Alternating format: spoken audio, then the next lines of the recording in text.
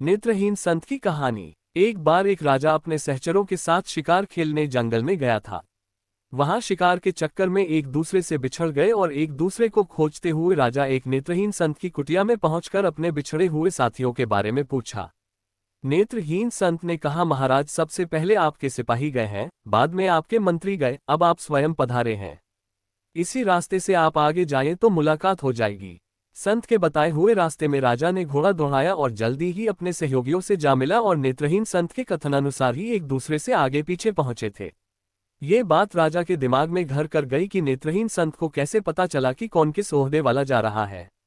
लौटते समय राजा अपने अनुचरों को साथ लेकर संत की कुटिया में पहुंचकर संत से प्रश्न किया कि आप नेत्रविहीन होते हुए कैसे जान गए कि कौन जा रहा है, कौन आ रहा है। राजा की बात सुनकर नेत्रहीन संत ने कहा, महाराज, आदमी की हैसियत का ज्ञान नेत्रों से नहीं उसकी बातचीत से होती है।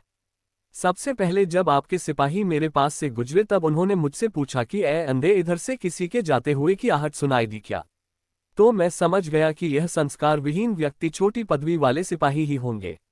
जब आपके मंत्री जी आए तब उन्होंने पूछा, बाबा जी, इधर से किसी को जाते हुए, तो मैं समझ गया कि यह किसी उच्च ओहदे वाला है, क्योंकि बिना संस्कारित व्यक्ति किसी बड़े पद पर आसीन नहीं होता। इसलिए मैंने आपसे कहा कि सिपाहियों के पीछे मंत्री जी गए हैं।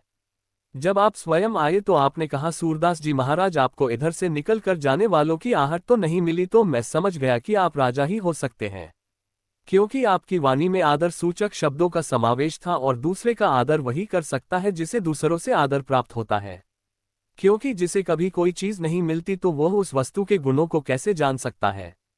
दूसरी बात, यह संसार एक वृक्ष स्वरूप है। जैसे वृक्ष में डालियां तो बहुत होती हैं, पर जिस डाली में ज्यादा फल लगते हैं वही झुकती है।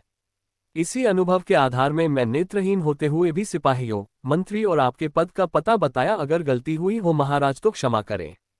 राजा संत के अनुभव से प्रसन्न होकर संत की जीवन वृत्ति का प्रबंध राजकोष से करने का मंत्री जी को आदेशित कर वापस राजमहल आया।